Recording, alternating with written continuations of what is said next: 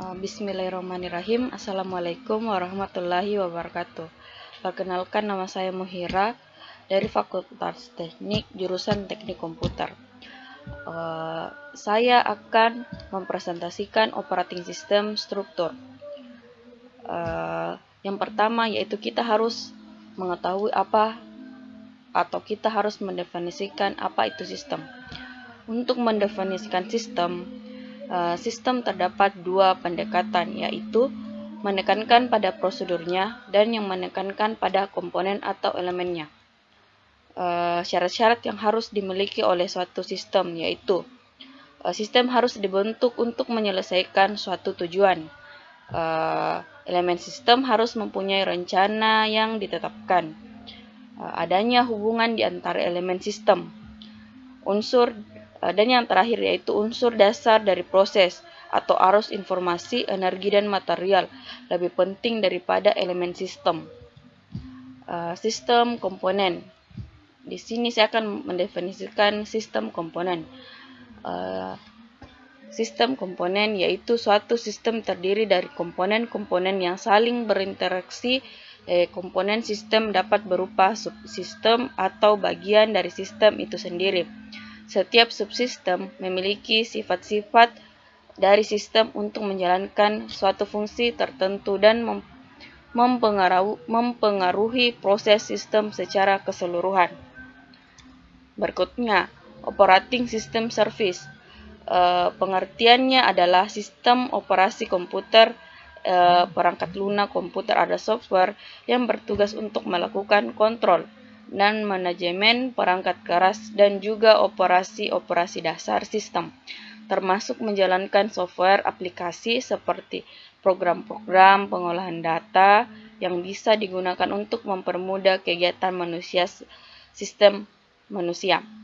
Sistem operasi dalam bahasa Inggrisnya disebut operating system atau biasa disingkat dengan OS atau selanjutnya. Macam-macam sistem operasi berdasarkan bentuknya. Yang pertama, sistem operasi standalone. Maksud standalone di sini adalah sistem operasi tersebut sudah lengkap, bisa berdiri sendiri dan mampu digunakan untuk single user maupun multi user. Memiliki fitur tertentu. Sistem operasi yang kita kenal sekarang seperti Windows, OS/MAS, dan Linux adalah contoh dari sistem operasi standalone. Yang kedua, sistem operasi jaringan.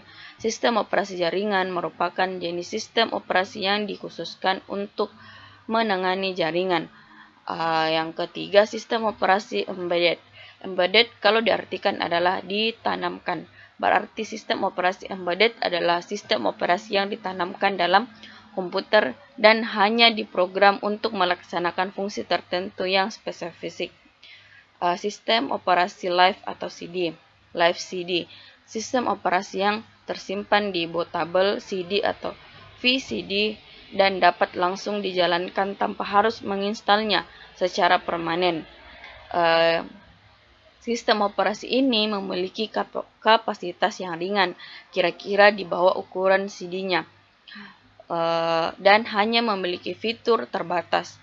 Dalam perkembangannya, sistem operasi ini memungkinkan pengguna untuk tidak repot-repot menginstalnya di komputer. Next.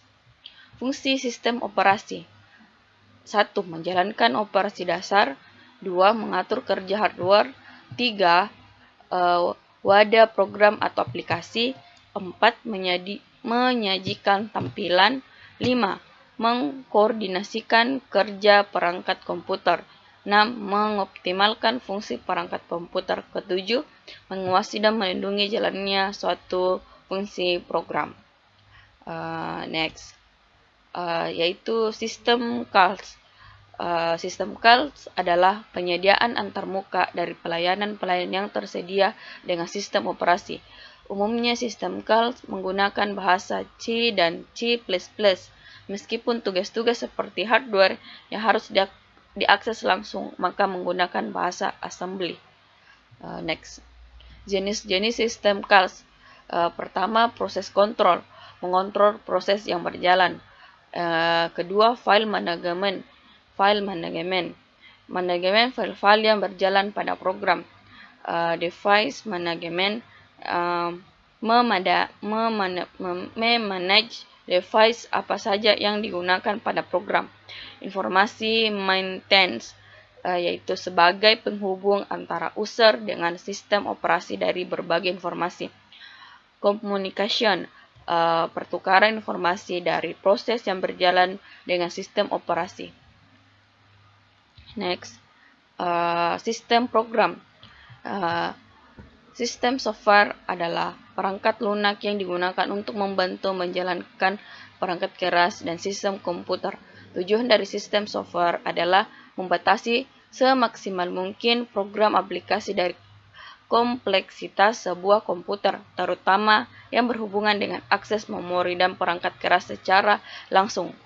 Fungsi antarmuka pengguna. Sistem program memiliki fungsi yang pertama, antar muka pengguna. Fungsi ini merupakan fungsi yang paling mudah dikenali oleh pengguna karena melalui fungsi ini pengguna dapat berinteraksi dengan sistem operasi, perangkat keras maupun perangkat lunak yang lain. Yang kedua, manajemen memori.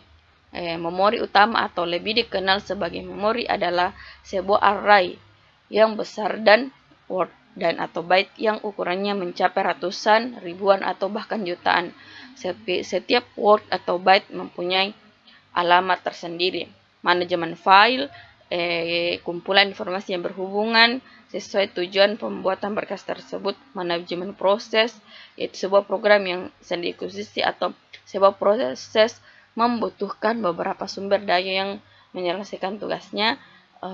Yang kelima yaitu manajemen sistem memasukkan dan keluaran I/O. Sistem ini sering disebut dengan definisi manager atau manager, menyediakan device drive yang umum sehingga operasi masukan atau keluaran dapat seragam atau membuka, membaca, menulis, menutup. Contohnya yaitu pengguna menggunakan operasi yang sama untuk membaca berkas pada perangkat keras, CD-ROM, dan floppy disk. Sistem struktur. Sebuah sistem yang besar dan kompleks seperti sistem operasi modern harus diatur dengan cara membagi task ke dalam komponen-komponen kecil agar dapat berfungsi dengan baik dan mudah. Ini adalah contoh dari gambar dari sistem struktur. Next, virtual machine atau machines. Virtual machine atau VM adalah program perangkat lunak atau sistem operasi yang tidak hanya menunjukkan perilaku komputer yang terpisah, tetapi juga mampu melakukan tugas-tugas seperti menjalankan aplikasi dan program seperti komputer yang terpisah. Next, fungsi dari virtual machines yaitu berganti ke versi sistem operasi yang lebih baru, virtualisasi dan desktop Anda sendiri, yaitu kecenderungan yang muncul di kalangan komunitas TI di mana pengguna menyimpan aplikasi desktop dan sistem operasi mereka di mesin virtual terpisah di server dan menggunakan PC mereka sebagai thin client ke server. Melakukan pengujian dengan sistem operasi yang berbeda, melakukan pengujian software pada banyak platform yang berbeda, komplikasi server yang berbeda untuk pengguna bisnis. Next, system design and implementation. Yang pertama yaitu perencanaan sistem atau system design. Tahapan ini akan menghasilkan prototype dan beberapa output lainnya meliputi dokumen berisi desain, pola, dan komponen yang diperlukan untuk mewujudkan proyek tersebut. Setelah spesifikasi kemudian dilakukan perencanaan sistem sebagai tahapan kelanjutan. Tahap ini ialah tahapan di mana seluruh hasil analisis dan pembahasan tentang spesifikasi sistem diterapkan menjadi rancangan atau cetak biru sebuah sistem. Tahapan ini disebut dengan sebagai cetak biru, di mana sistem sudah siap untuk dikembangkan mulai dari implementasi, analisis sistem, hingga tenaga pendukung sistem yang akan dikembangkan.